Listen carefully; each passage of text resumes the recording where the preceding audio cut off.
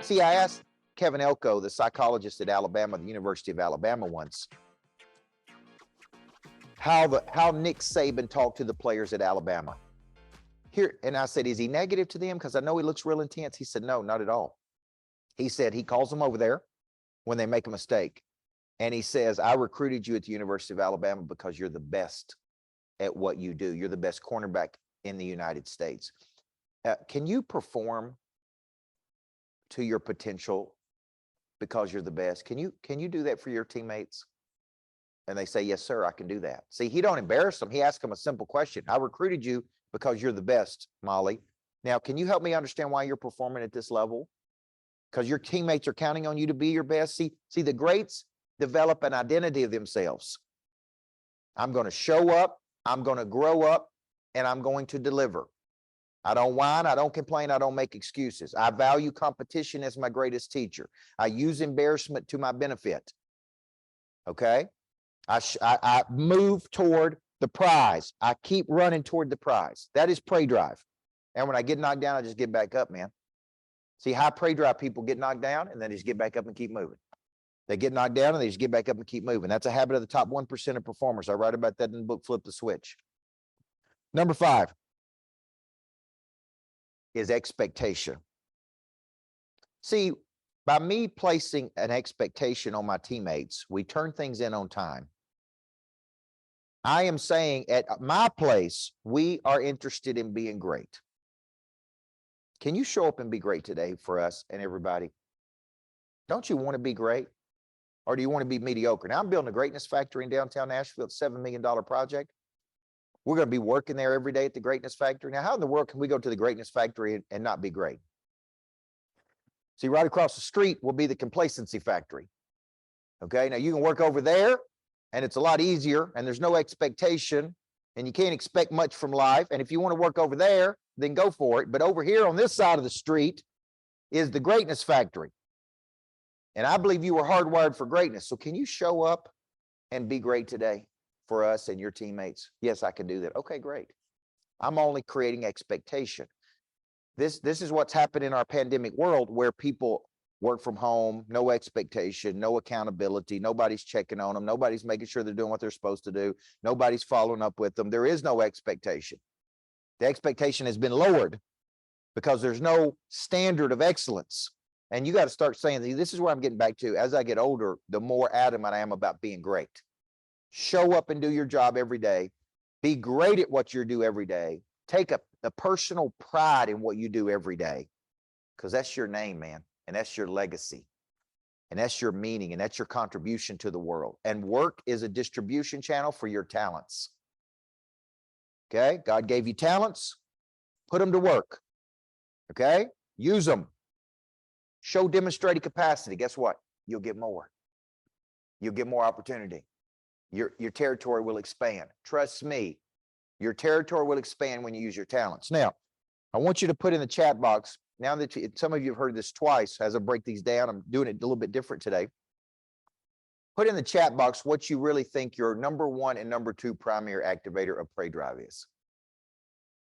If it were me, I am activated by all 5 of these. Fear of losing something is my primary activator. Why that is, I don't know. It could be the way I was raised, scarcity thinking. We didn't have a lot growing up. My mom likes to remind me that we were not poor, although I went back to the first house we lived in, and the living room and the bedroom and the kitchen were all the same room. Okay? And maybe we didn't call it being poor, but we didn't have a lot. We never lacked for anything, but we didn't have a lot. So maybe that's the reason fear of losing is the thing that activates me the most. Maybe it's embarrassment. I am activated by all of these, but those are my top 2. Fear and competition, goals, ambition, expectation. Now, for every person that's putting expectation, I would ask you this question as a coach. What environment are you in right now that's pushing you? What structure do you have in your life that's holding you accountable? What group are you in right now? See, the people who took action on that package yesterday are going to be with me for 8 weeks. There is no way in the world your life won't be in a better place when I'm done coaching you. They're going to get 6 more months of coaching with me through Monster Producer. They're really going to get 6 months and 8 weeks What is that, Susan? You're a smart coach. That's 8 months of coaching, if I'm not mistaken. They're going to get 8 months of coaching with me. And there's no way in the world, if you buckle down and go through the 8 weeks with me, you won't be better because of the structure, because of the environment, because of the prey drive activation, okay? Because you're going to chase a big dream. I had a guy come to this lodge one day. He's still messaging me on Facebook all the time. He came to my lodge and he sat up there and he left and he called me within an hour later. He said, I just closed a $120,000 deal. He said, the deal was there the whole time. But there's something you said, Coach.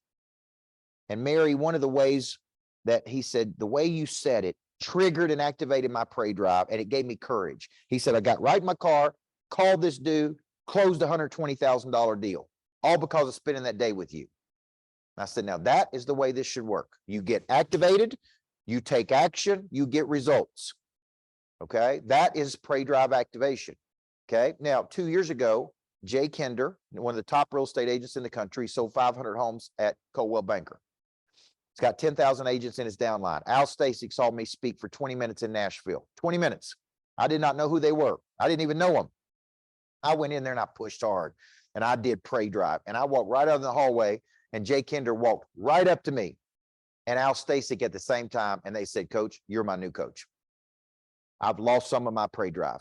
They invested, listen to what I'm about to tell you, $40,000 a piece for me to be their coach. $80,000 for me to be their coach. And you know what they said? I need that prey drive back. To those guys, boom, they're going to go take that and turn it into millions of dollars. So what did they sense? What did they sense? I'm at the top of my game, but I've gotten a little complacent. I've lost some of my hunger. I've lost some of my drive. I've been in this game a long time. I need somebody to reactivate this. Okay. And you're my guy. 20 minutes. They didn't see me for 2 days. They saw me for 20 minutes. You know what they do? Boom, take action. Remarkably bold people see something and they take action and they don't wait. It's like, that dude can help me. Let's go. Now, somebody mentioned this yesterday. How do we build the muscle? How do we build the muscle? I want you to think of building a habit like this. Okay. You have a habit right now, and it may be a bad habit. Maybe it's maybe you sleep too long in the mornings. Maybe you don't do something you know you should do, and you listen to your feelings. And your feelings talk you out of it.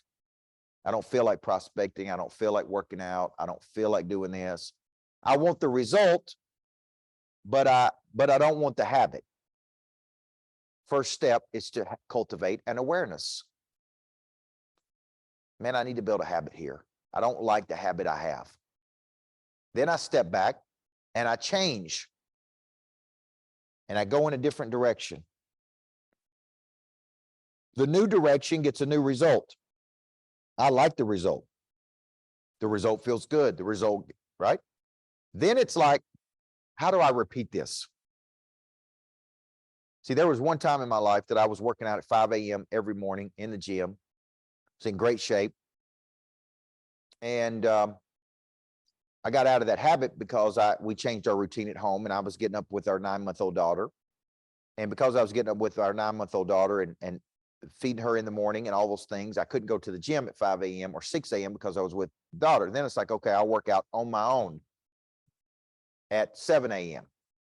And so I would go work out on my own. I'd ride my bike, or I'd run, or I'd do sprints, or I'd do full body workouts. And guess what? I figured out pretty quickly. I can't work out on my own the way I do when I go to the gym. Does everybody see that? So I got a habit of working out, but my habit is not, I'm not going hard enough without a coach. So it's not getting the result. Because it's not getting the result, I didn't feel good about it. Because I didn't feel good about it, it bothered me all day long. It just lived rent-free, Marceline, in my mind all day long, right? Here's what I would tell myself, man, you didn't really work out that hard. You're not really getting in the shape you want to get into. And I started going, I don't like this. I do not like this. I got to change this habit. Do I work out in the afternoons in the gym? Do I hire a personal trainer? What do I do? Because I cannot do this on my own the way I want to do it, which is why I need a coach. Change to habit. Okay, very important. So activation, building the muscle of something, starts by going, I don't like the results I'm getting.